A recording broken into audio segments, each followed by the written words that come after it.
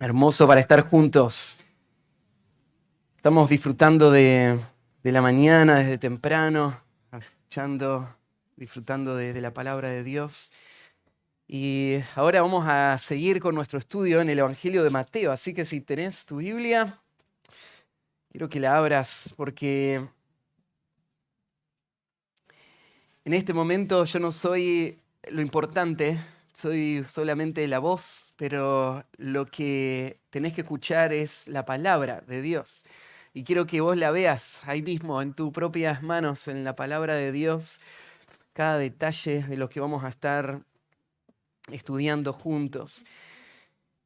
Estamos en la primera parte del Sermón del Monte.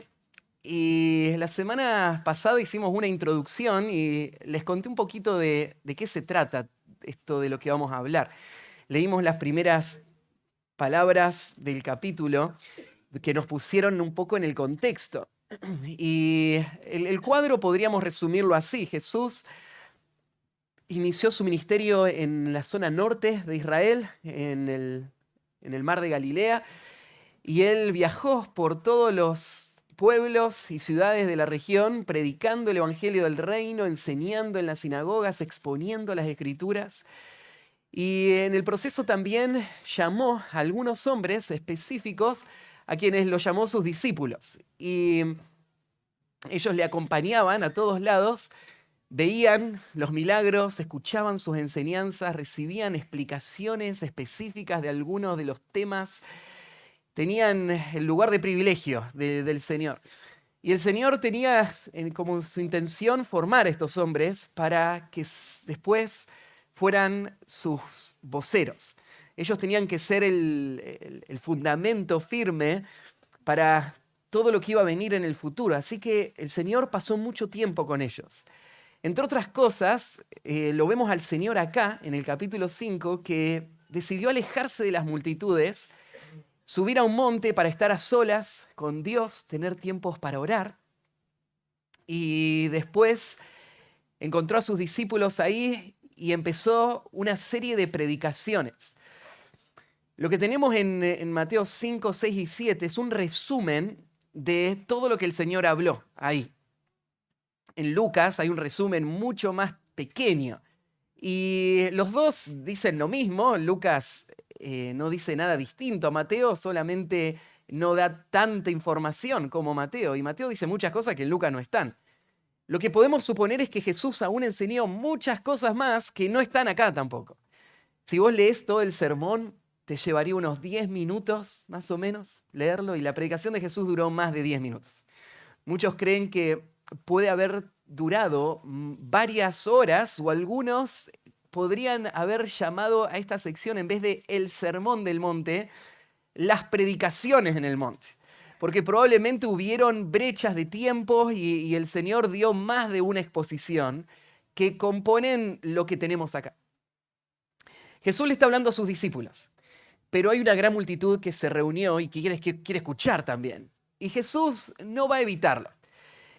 Pero acordate que Jesús no está tratando de juntar gente, Él no está queriendo impresionar a esas multitudes.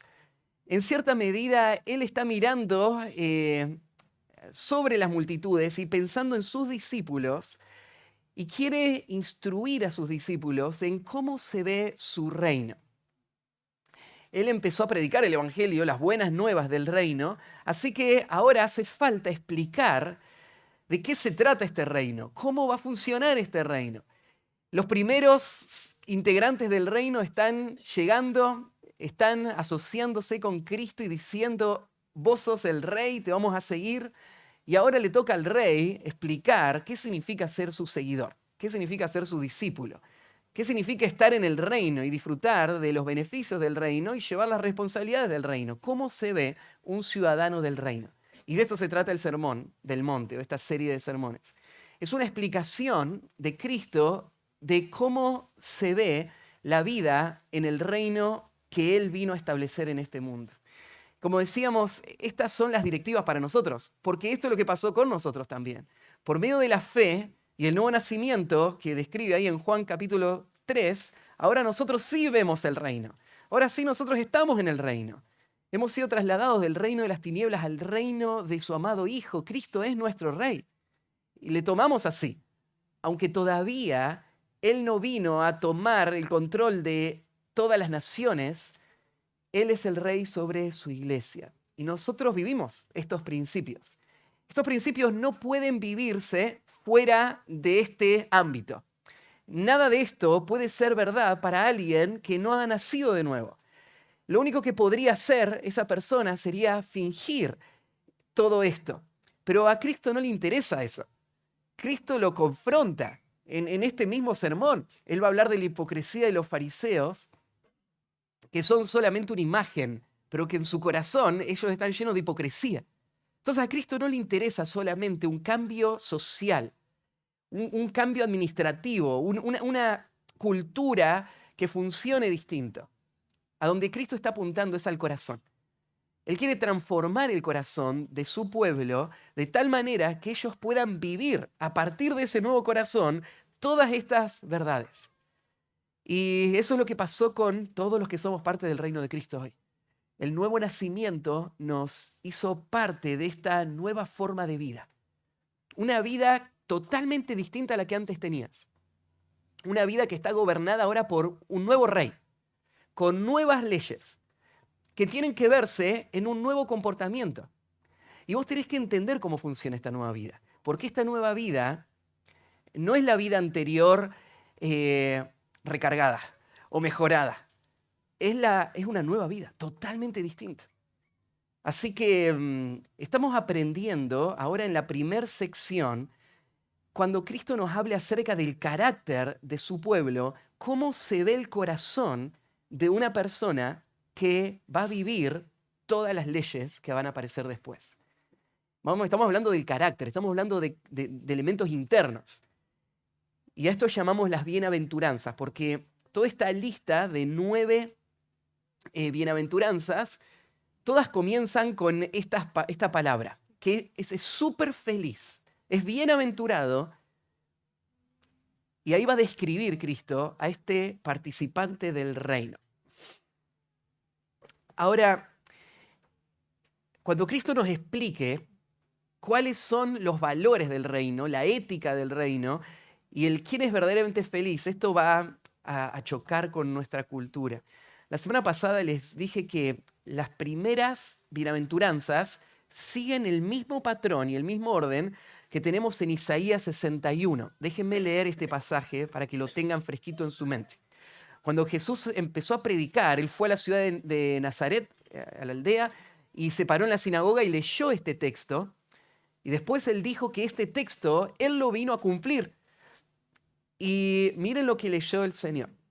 El Espíritu de Jehová, el Señor, está sobre mí. Isaías 61:1. Porque me ungió Jehová.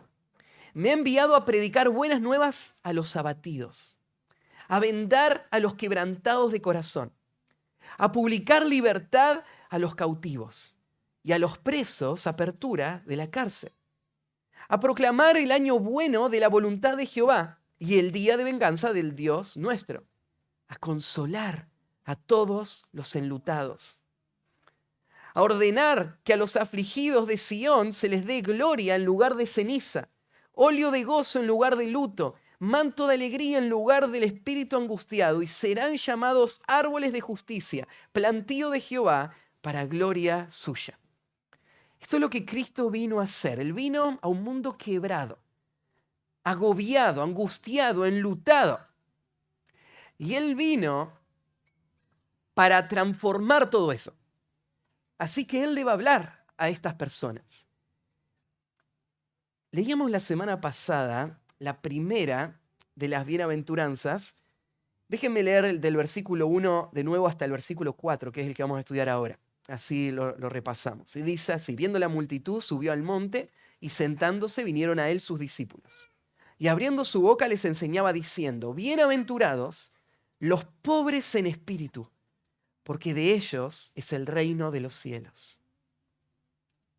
Y hoy la segunda: bienaventurados los que lloran, porque ellos recibirán consolación.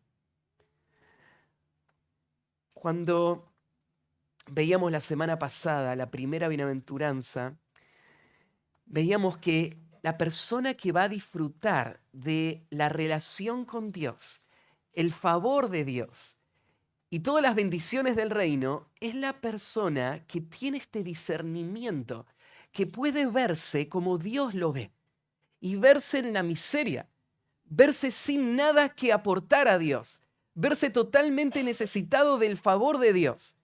Y en esa condición, poder entonces recibir de Dios todo su favor. Hasta que una persona no es un mendigo espiritual, que no tiene nada para dar y descansa y se apoya completamente en la gracia de Dios, esa persona no puede disfrutar de ningún aspecto del reino. Entonces, los súper felices son los pobres. La semana pasada pensábamos en este contraste, ¿no? De cómo nuestra sociedad nos empuja a pensar que lo importante es tu autoestima y a pensar que lo importante es tener una visión elevada de vos. Tenés que tener confianza en vos mismo, si no, nunca vas a poder lograr tu autorrealización. Y el punto es que en esta vida nadie se autorrealiza. Vos no te creaste a vos mismo, vos no estás en control de tu vida. Vos sos completamente dependiente. Y la única forma de disfrutar del favor de Dios es verte de esa manera. Verte totalmente en la bancarrota espiritual para entonces ser enriquecido por la gracia de Dios. Ese es el primer paso. Y dijimos que las bienaventuranzas son como un collar de perlas que están unidas una con la otra. Y si de ahí tenemos la primera, tenemos que ver la transición a la segunda, porque la segunda nos va a decir otra cosa muy extraña.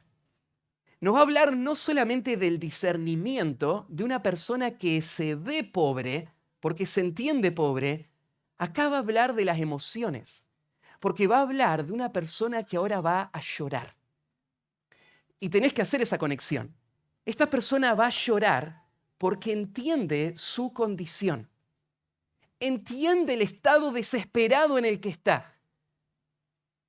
Y entonces su corazón responde emocionalmente y con todo su ser bajo esta carga agobiante de lo que es el pecado en su vida. Y Jesús va a decir, en el reino que yo vine a establecer, los felices son los tristes. Los felices son los que lloran. Así que el segundo tema de la bienaventuranza, dijimos los bendecidos del rey, es el tema general, y hoy vamos a hablar de los que lloran.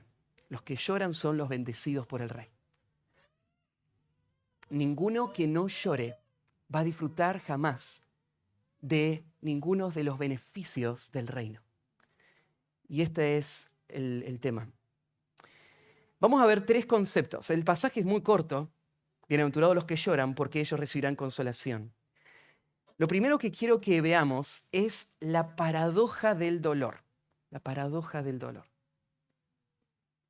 La palabra paradoja no es muy común, pero muestra algo que no parece ser lo que esperaríamos. Algo que contradice nuestra lógica natural. Y pocas cosas podrían ser llamados paradoja mejor que esto que estamos leyendo acá.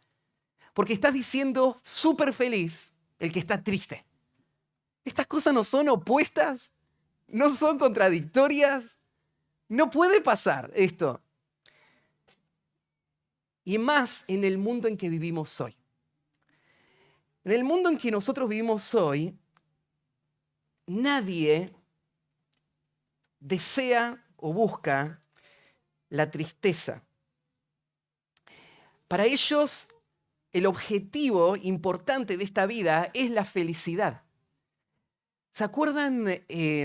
Hay un libro muy conocido de un hombre llamado Juan Bunyan. Se llama El progreso del peregrino.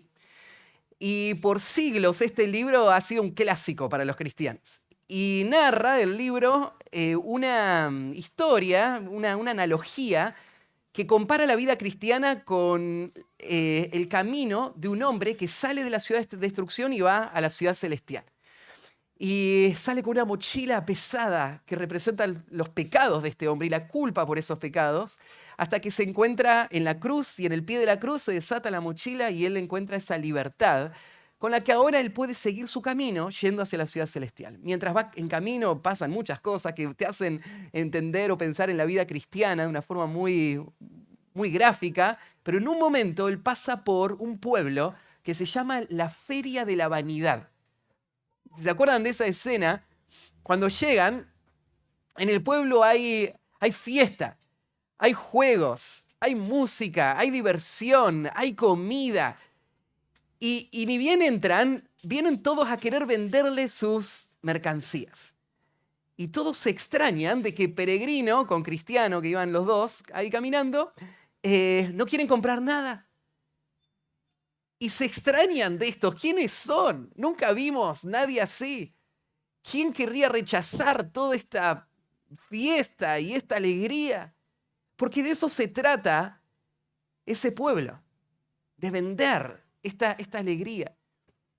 Pero estos peregrinos les dicen que lo único que quieren comprar es la verdad. Ellos tienen la mirada puesta en la ciudad celestial y no van a querer distraerse con ninguna de estas ofertas. Pero ese cuadro representa muy bien el mundo en el que vivimos hoy. Todo lo que te venden, todo lo que se escucha, todo tiene como propósito hacerte feliz. Hoy la psicología tiene esto como la gran meta. Cuando alguien llega al consultorio y van a ayudar a esta persona, ¿cómo definen ayudar? ¿Qué es ayudar? Bueno, ayudar tiene que ver con que esta persona pueda vivir una vida de mayor felicidad, de mayor satisfacción. Y entonces llega ahí una persona cargada, ¿no es cierto? Mi matrimonio es un desastre. Esta persona me hace la vida imposible, me maltrata todo el tiempo. Y entonces, ¿cuál es la respuesta? ¿Para qué sufrir? La vida es corta. Salí de ahí. Vos tenés derecho de buscar tu felicidad. El otro día escuchaba al presidente de nuestra nación hablar acerca de, el otro día, hace ya varios meses, hablar acerca de los proyectos para mejorar el salario de los ancianos, de las jubilaciones. Y él decía, un gran filósofo, y citó a Aristóteles, me parece, dijo que el eje de la vida es la búsqueda de la felicidad.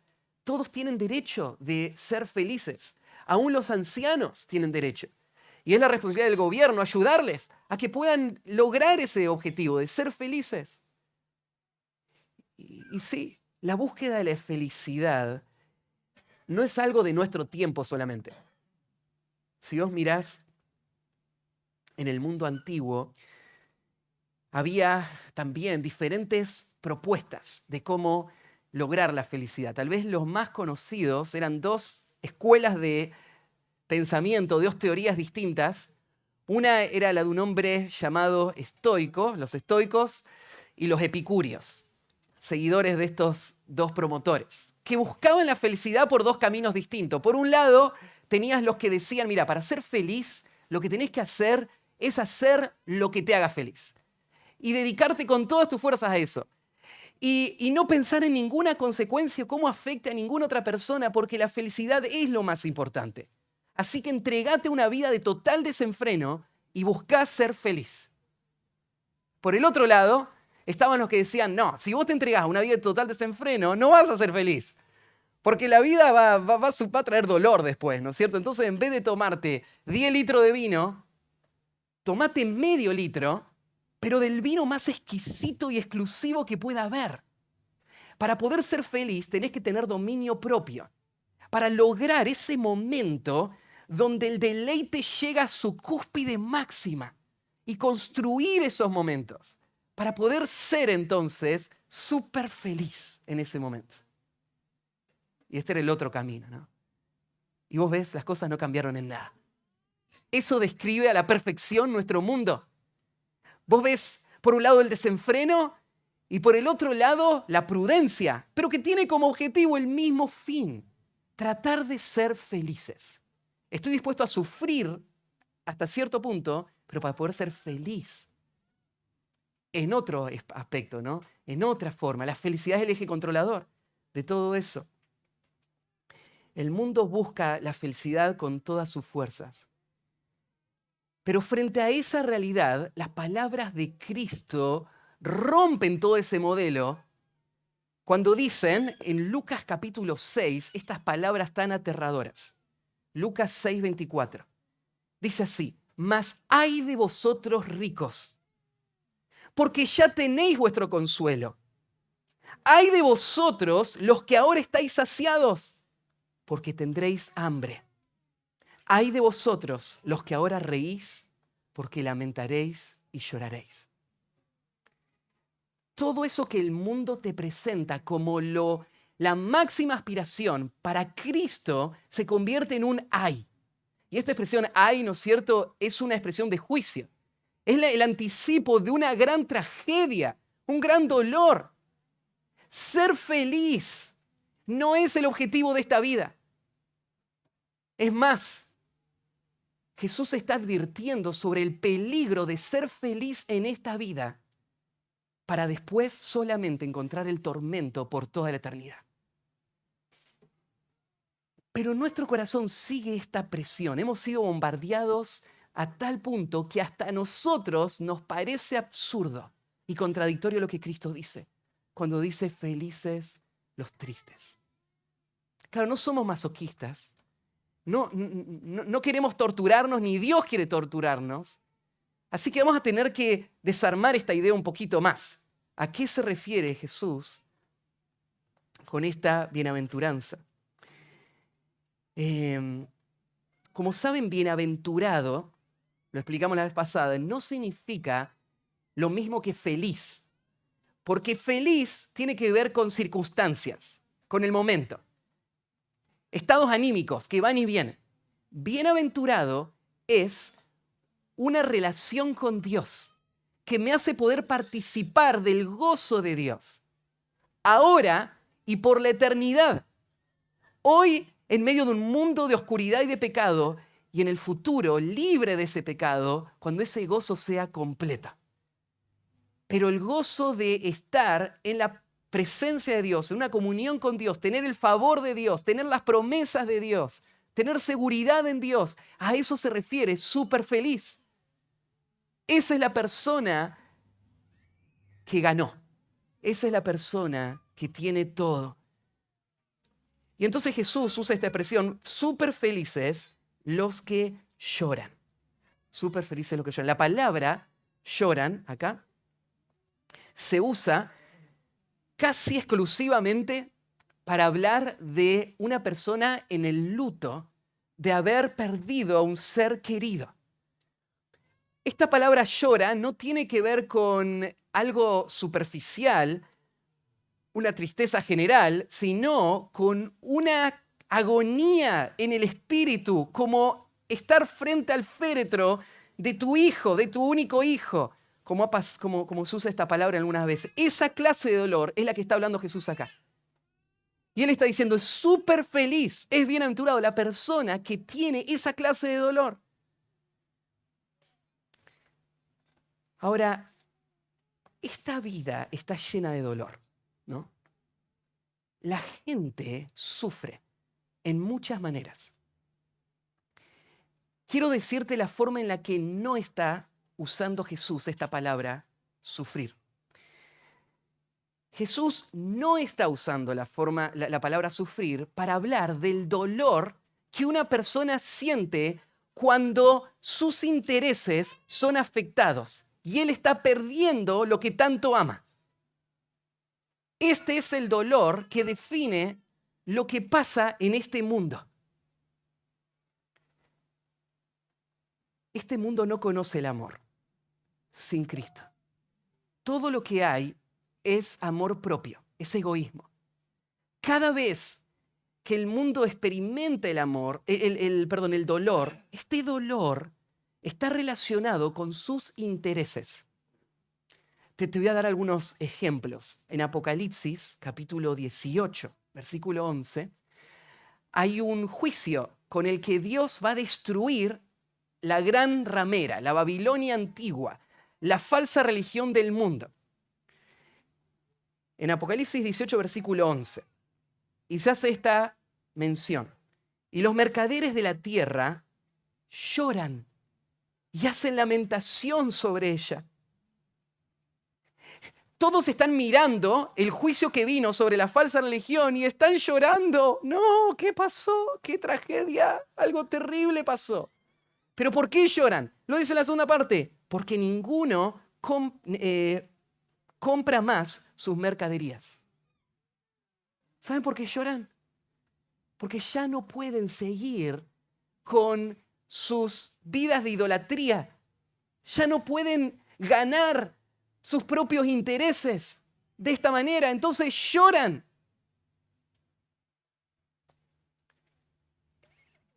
Otro ejemplo de este dolor es el dolor de un personaje del Antiguo Testamento, Amnón se llamaba.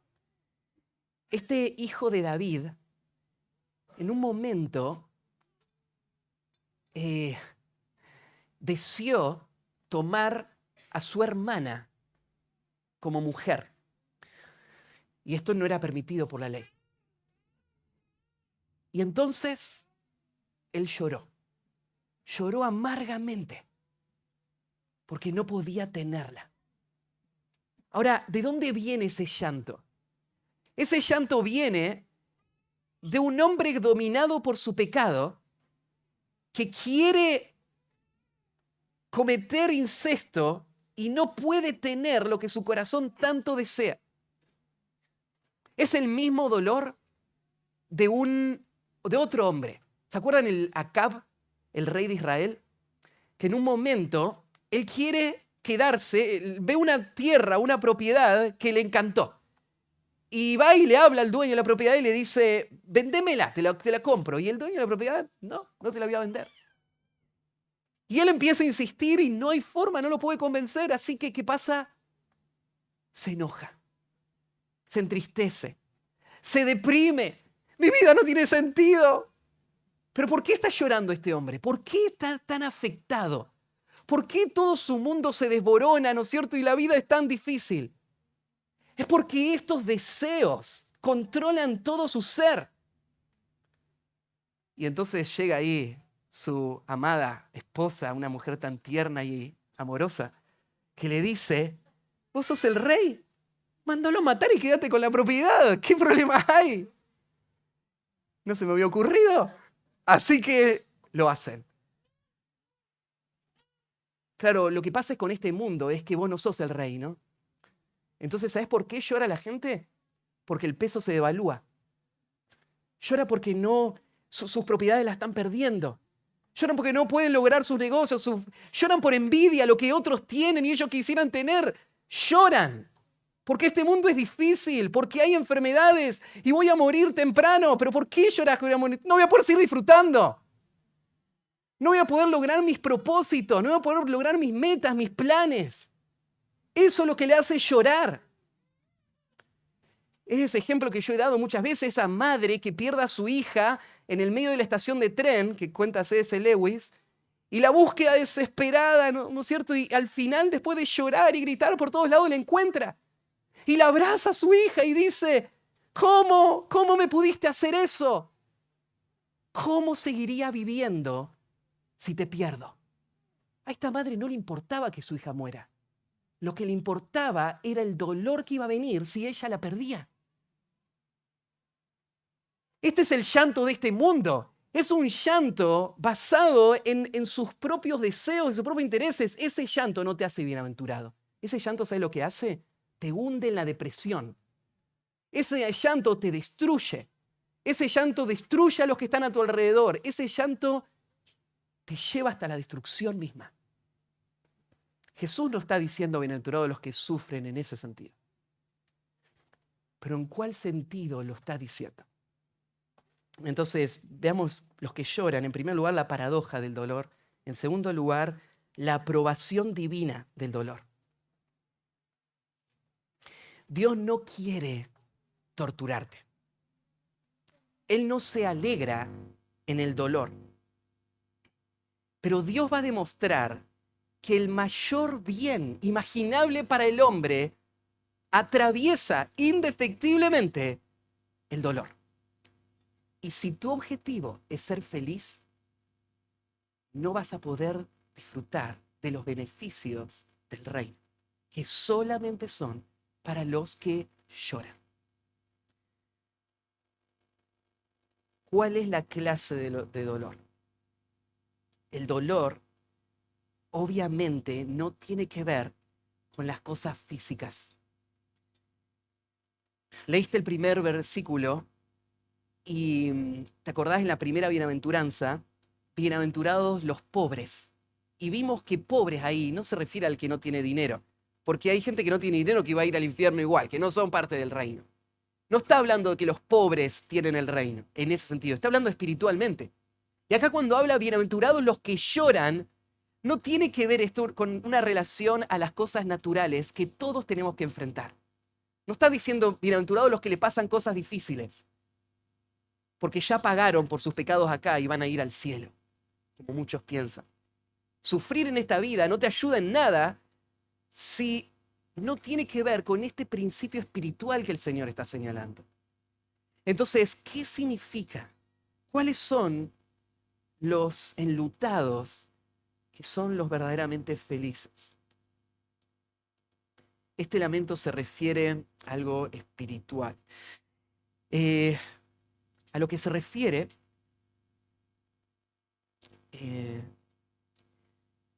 el dolor en esta expresión tiene que ver con nuestra respuesta al pecado que vemos. Cuando vimos el primero, dijimos, bienaventurados los pobres son las personas que ven que no tienen nada. Estas personas que ven que no tienen nada son las personas que van a llorar. Van a llorar porque ven su verdadera condición. El dolor que Dios aprueba no es el dolor de Acab. Es este dolor. Por ejemplo, en 1 Corintios capítulo 5, cuando habla del arrepentimiento, en el versículo 2, dice, y vosotros estáis envanecidos. 1 Corintios 5, 2. ¿No deberíais más bien haberos lamentado para que fuese quitado de en medio de vosotros el que cometió tal acción? O sea, la reacción apropiada cuando un hombre ve el pecado es lamento, es luto. Y lo que Cristo está apuntando es a esto. Son súper felices los que sienten el dolor y el luto del pecado, porque ellos son los que participan del reino. Y ellos son los que van a disfrutar de esas bendiciones eternamente. Hay un pasaje también claro ahí en Santiago, capítulo 4. Fíjate en Santiago capítulo 4, versículos 9 y 10.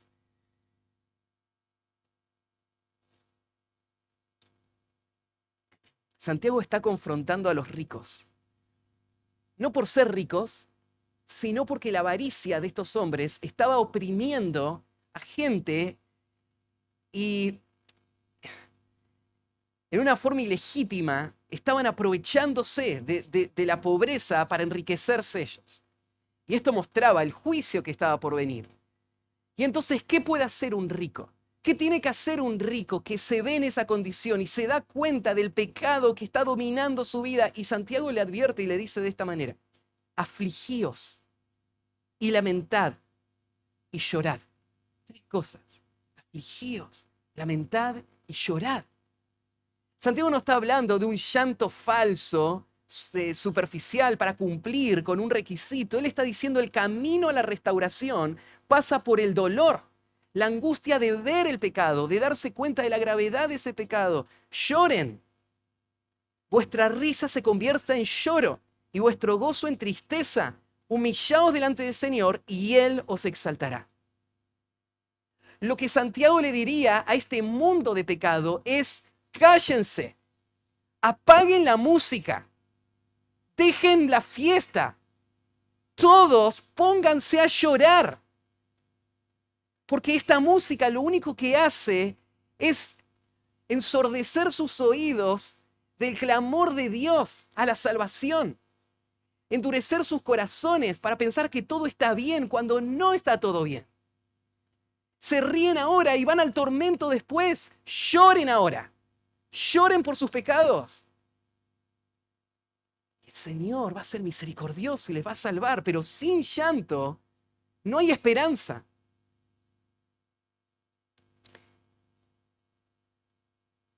Es lo que el Señor está diciendo, bienaventurados los que lloran. Y no solamente este llanto tiene que ver con el incrédulo que está perdido y no lo ve. Este llanto es la condición constante de todos los que son parte del reino. Cuando vos lees las bienaventuranzas, dice bienaventurados los que lloran.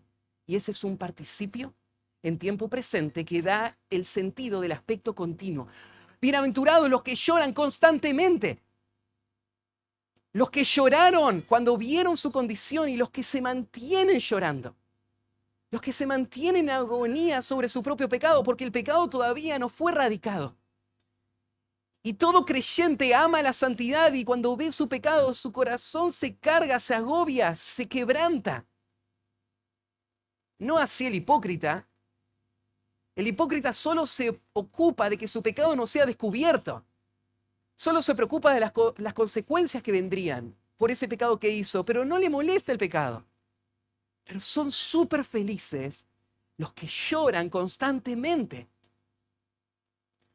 Y que lloran como Pablo lloró en Romanos capítulo 7 cuando dijo, miserable de mí, ¿quién me librará de este cuerpo de muerte? Lloran porque quisieran dejar atrás el pecado para siempre y nunca más tener que sentir el efecto del pecado. Esto es lo que produjo el pecado, por ejemplo, en David, en el Salmo 32, cuando dice, mientras callé, se envejecieron mis huesos en mi gemir todo el día, porque de día y de noche se agravó sobre mí tu mano, se volvió mi verdor en sequedades de verano. Mi pecado te declaré y no encubrí mi iniquidad. Dije, confesaré mis transgresiones a Jehová, y tú perdonaste la maldad de mi pecado. Este es el dolor que sintió Pedro cuando él lloró amargamente después de haber negado al Señor. Y vos decís, pero Judas también lloró amargamente. Pero Judas es un excelente ejemplo de la clase de dolor del mundo. Cuando ven que todo está perdido y ya no hay más esperanza, el dolor de la culpa no les lleva a Dios para buscar un Salvador. Les lleva a tratar de silenciar ese dolor con la muerte. Y ese es el dolor de la destrucción. Pero en Pedro lloró amargamente porque vio lo bajo, lo vil de su pecado. Y este es del dolor del que estamos hablando.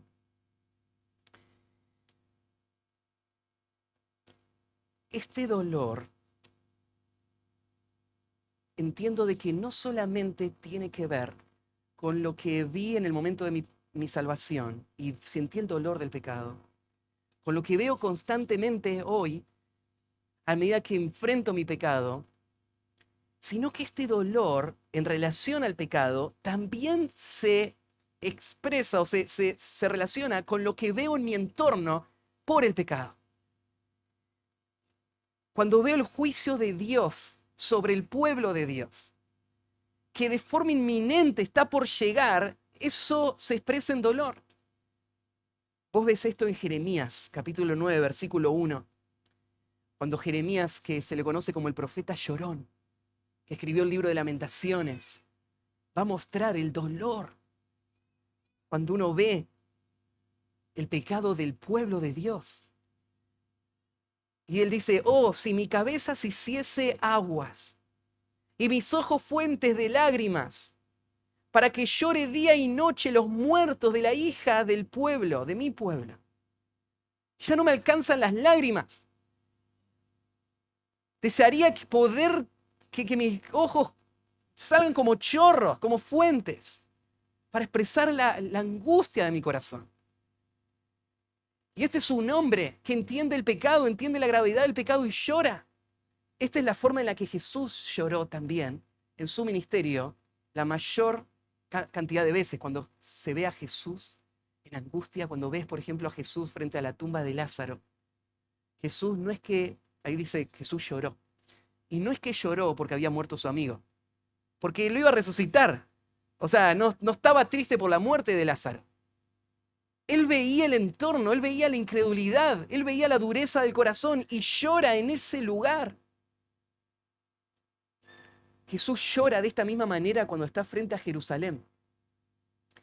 Y dice, ay Jerusalén, ¿cuántas veces quise reuniros como la gallina junta a sus polluelos y ustedes no quisieron? Y Jesús da todas esas advertencias y los juicios que van a venir. Pero Él lo dice con lágrimas en sus ojos, Él llora.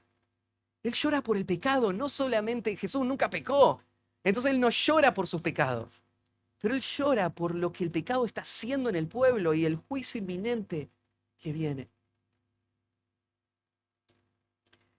Isaías 53 describe a Jesús como un hombre despreciado y desechado entre los hombres, varón de dolores, experimentado en quebrantos. Pero el quebranto de Jesús no era el de este mundo, no era el de sus propios deseos y ambiciones, era el quebranto del amor. Era el quebranto de ver al pueblo hundido en el pecado y él caminar en medio de ellos. Cuando vos pensás en Jesús, ¿cómo te lo imaginas? Te digo cómo Isaías te lo describe. No hay una cámara que lo haya seguido todo el tiempo como para saber con qué estado anímico estaba Jesús todo el tiempo. Pero Isaías 53 dice que Jesús se caracterizaba por un quebranto, un dolor continuo en su alma. Entonces sería lindo imaginar a Jesús todo el tiempo feliz, pero no lo es. Jesús estaba llorando.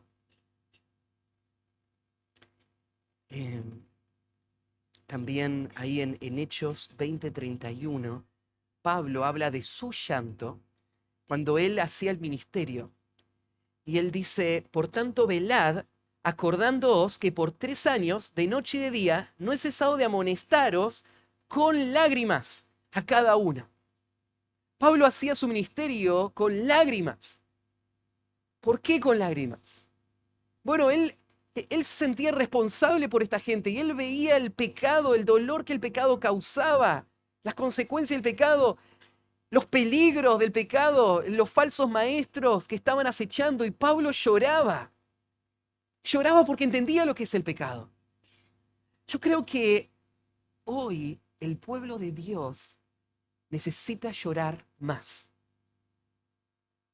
Y la razón por la que no llora es porque no entiende la gravedad del pecado. No entiende la gravedad de su propio pecado. No entiende las consecuencias del pecado en el mundo. Alguien cuenta que D.L. Moody, uno de los más grandes evangelistas de todos los tiempos, no podía hablar del infierno sin que sus ojos se llenen de lágrimas. Cada vez que él predicó, cada vez que mencionaba el infierno, sus ojos llenaban de lágrimas. Si vos entenderías lo que eso significa, tus ojos se llenarían de lágrimas también. Cuando Jesús dice bienaventurados los que lloran, está describiendo este corazón. Un hombre que vio el pecado por lo que es. Lo ve en su propia vida, lo siente. Lo ve en el mundo a su alrededor. Lo reconoce. Y su corazón está quebrado. Todos los que participan del reino tienen esta cualidad. En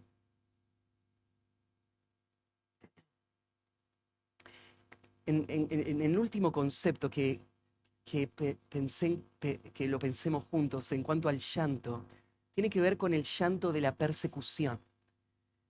Porque el pueblo de Dios llora cuando ve su propio pecado. El pueblo de Dios llora cuando ve el pecado en su entorno. Y el pueblo de Dios llora también al sufrir los embates de este mundo, la resistencia, la persecución. Y el pueblo de Dios, en medio de todo eso, abraza el dolor. Porque escapar de este dolor sería negar a Cristo. Sería vivir una vida fuera de la voluntad de Dios. Ahí en Romanos 5, 3 al 5 ves, ¿cierto? Algo en cuanto a este llamado. Y en un sentido, mira, todos los creyentes lloran no solamente porque ven los pecados personales y los del mundo, sino porque sienten lo agobiante que es las consecuencias del pecado en este mundo. Cuando un creyente se enferma y tiene una enfermedad terminal y va a morir por esa enfermedad, él sufre esta enfermedad. Hay dolor, pero este dolor lo entiende en esta perspectiva. Dios tiene algo mejor. El dolor es como el dolor de esta creación, ¿no es cierto?, que gime hasta que sea renovada y transformada. Y nosotros también gemimos. Gemimos por los pecados de otros, gemimos por las consecuencias del pecado de este mundo, gemimos, esperando que el Señor redima todas las cosas. Y este dolor es ese dolor relacionado con esa esperanza. Entonces, ahí el Salmo 6, versículos 6 al 9, dice así. Esto podría ilustrar cómo vive un ciudadano del reino. Me he consumido a fuerza de gemir. Todas las noches inundo de llanto mi lecho. Riego mi cama con mis lágrimas. Mis ojos están gastados de sufrir. Se han envejecido a causa de todos mis angustiadores. Apartaos de mí, todos los hacedores de iniquidad, porque Jehová ha oído la voz de mi lloro. Jehová ha oído mi ruego. Ha recibido Jehová mi oración.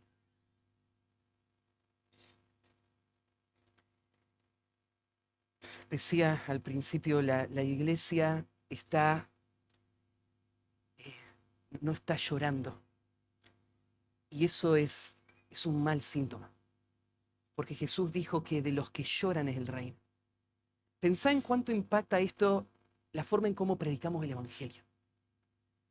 Hoy en día hay una razón por la que apela tanto a la gente el Evangelio de la prosperidad. Cuando se para un hombre en el púlpito y dice, Dios te quiere bendecir, te quiere hacer feliz, quiere solucionar tus problemas, quiere arreglar tu matrimonio, quiere darte salud. Él quiere darte poder para que conquiste todos tus sueños. ¿Y nos extraña que se llenen las iglesias? Para nada, eso es lo que el mundo quiere escuchar. Queremos felicidad. Pero Jesús, ¿qué dice?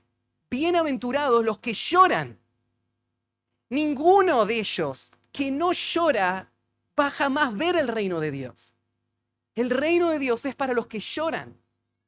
Y nosotros tampoco podemos agarrar a una persona, explicarle el Evangelio, guiarle, ¿no es cierto? Y cuando la persona se pone resistente, ¿no es cierto? Y nos empieza a decir, bueno, pero yo no sé si voy a poder cambiar mi vida. No te preocupes, no tenés que cambiar, recibí el regalo de la salvación. Y la persona dice, bueno, yo quiero ser feliz. Cristo me promete ser feliz, ya probé con tantas cosas, probá con Jesús ahora le decimos, ¿no?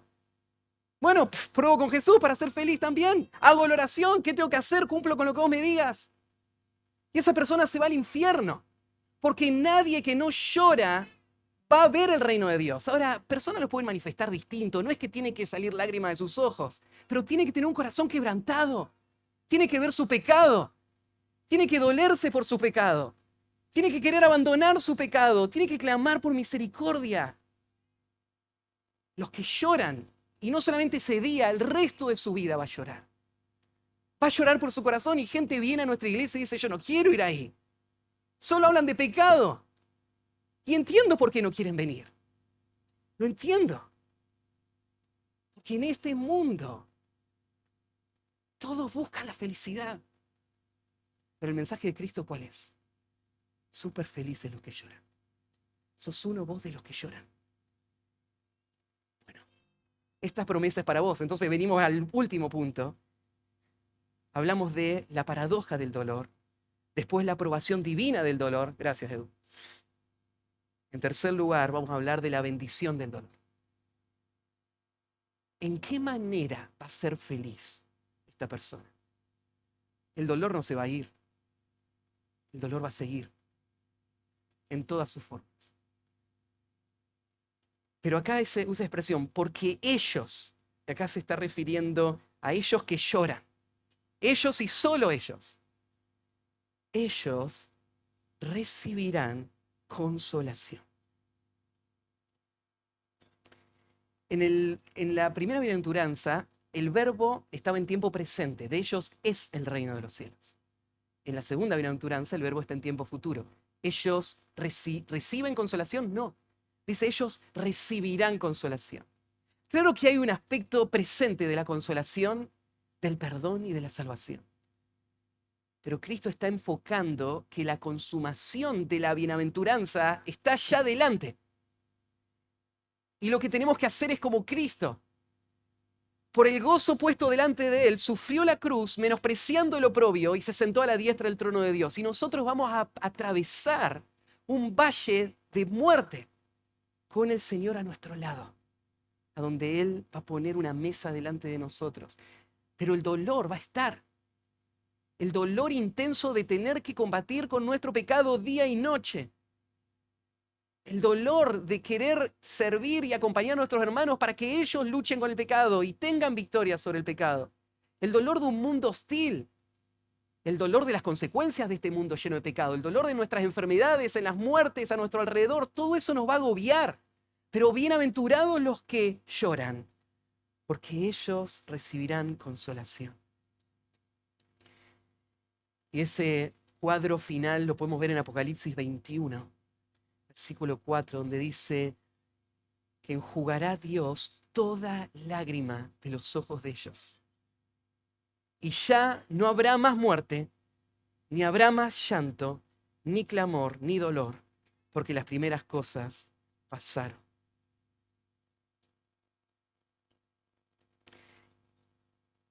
El consuelo comienza ahora para todos los que se quebrantan delante de Dios y se va a disfrutar hacia la eternidad en ese día cuando todo dolor desaparezca para siempre. Y esta es nuestra esperanza. ¿De dónde viene ese consuelo? Tal vez podemos ver una imagen ahí en Lucas capítulo 18. Está la historia de estos dos hombres que fueron al templo a orar. Y tenés al fariseo parado diciendo, gracias Señor, porque no soy como los demás hombres. Él se creía mejor que todos. Yo no soy malo, yo no soy pecador, no soy nada de esto. Y tal vez mirando al hombre al lado con desprecio, no soy como ellos. Y al lado de él, un publicano, que era visto como lo más bajo, lo más sucio y vil, que no podía entrar al templo, que no hablaba con los sacerdotes ni siquiera. Y ahí estaba este otro hombre, diciendo así, más el publicano estando lejos, no quería ni aún alzar los ojos al cielo, sino que se golpeaba el pecho, señal de agonía, de dolor, diciendo, Dios, sé propicio de mí, pecador. Y estas son las palabras, el veredicto del Señor.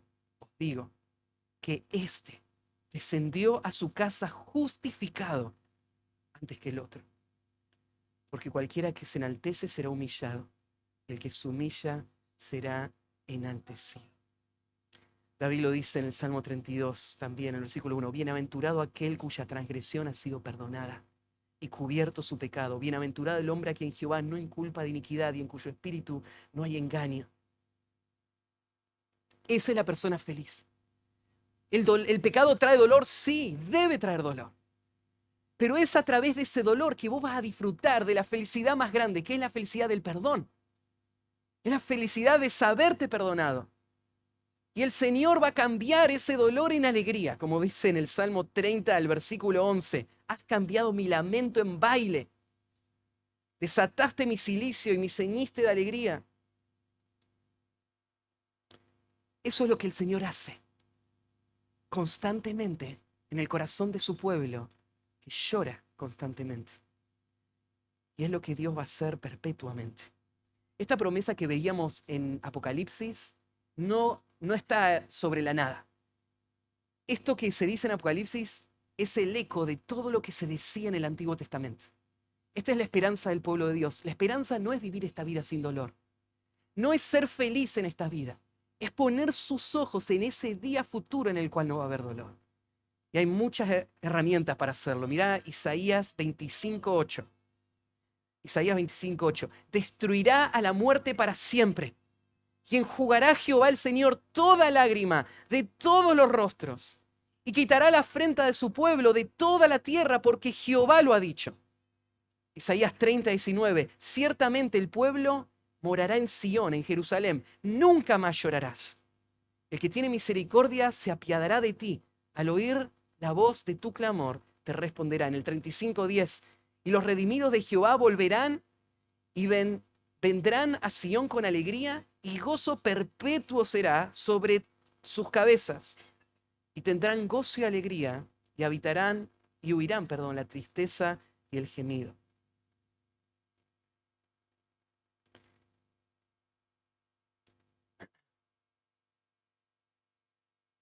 En el Salmo 30, versículo 5 dice así: porque un momento será su ira, pero su favor dura toda la vida. Por la noche dura el lloro, y a la mañana vendrá la alegría. Esta es la forma en la que Dios planea bendecir a su pueblo. Él planea bendecir a su pueblo a través del dolor. A través del dolor de ver su propia condición y de llorar, para entonces ver la victoria de la salvación en sus propios corazones y el gozo de su bendición para siempre. Decíamos recién, es solo a través del llanto que se puede entrar en el reino. Déjenme mencionar algunas de las implicaciones. En primer lugar, si no estoy llorando por el pecado, no soy una de esas personas que el Señor dice que son bienaventuradas. Si no lloro por el pecado, esta promesa no es para mí. Bienaventurados, súper felices, los que lloran. ¿Cómo responde tu corazón al pecado? El hombre que llora es verdaderamente feliz. El dolor y la alegría van de la mano. Son la experiencia constante del creyente. El dolor y la alegría. El dolor y el consuelo. Y un día, dolor y consuelo va a dar lugar a consuelo. Solo consuelo por toda la eternidad. Nuestra esperanza, en segundo lugar, está en la gloria venidera. El Hijo de Dios sabe que el Señor vendrá y el pecado será erradicado de la tierra. Para el hombre sin Cristo no hay esperanza. El dolor no lo va a poder evitar. No hay donde escapar. No hay cantidad de comodidad o de bienes que puedan aliviar el dolor que viene. Para los que están en Cristo, miramos adelante con seguridad y esperanza. Para poder llorar por el pecado, en tercer lugar, tenemos que ver la gravedad del pecado. Muchas veces no lloramos por el pecado porque amamos el pecado. A veces no lloramos tampoco por el pecado porque no creemos en el perdón de Dios. Y personas pueden decir, ya no hay esperanza para mí. Yo soy demasiado malo. No tengo arreglo. Entonces no hay sentido en arrepentirme y en llorar porque no hay ninguna esperanza para mí. ¿Y el Señor qué dice? Bienaventurados los que lloran. Esta es la promesa de Dios para vos. Llorá por tu pecado. Quebrantate por tu pecado. Vení a Cristo, pobre, sin nada. Y el Señor te promete llenarte de sus bendiciones. No hay pozo tan profundo donde su brazo no pueda llegar.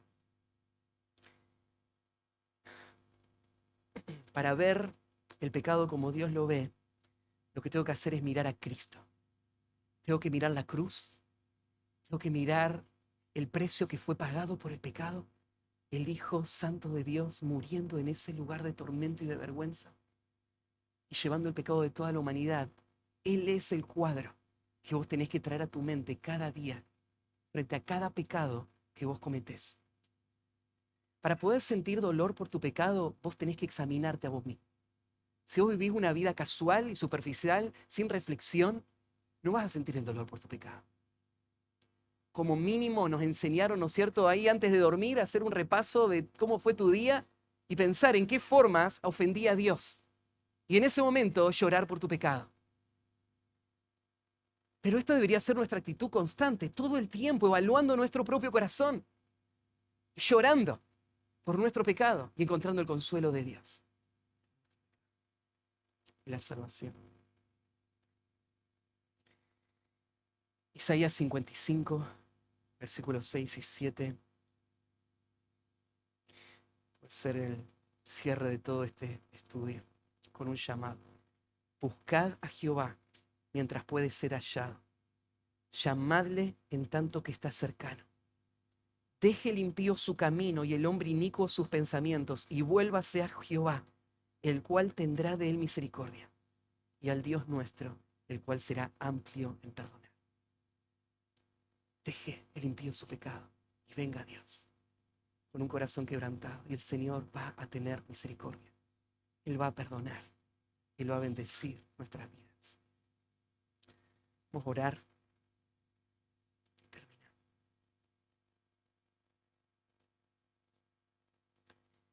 Señor, nos sentimos tan impotentes, aún en este momento, porque aún fingir lágrimas o tratar de crear en nuestro corazón un sentido de dolor no sería nada para ti. Tú solo aceptas a aquel que está viendo su condición y que su dolor es genuino, que su quebranto viene por entenderse pecador y perdido frente a ti. Y esto solo tú lo haces. Solo tú puedes abrir los ojos del corazón. Hazlo, Señor. Muéstranos nuestra condición. Quebranta nuestro corazón para que seamos quebrantados cada día. Y todos los que hemos sido quebrados de nuestro sentido de justicia propia, cuando llegamos a Cristo, permítenos vivir esta realidad de dolor y consuelo cada día. Permítenos, Señor, mirar esta vida y aceptar el dolor y abrazar el dolor,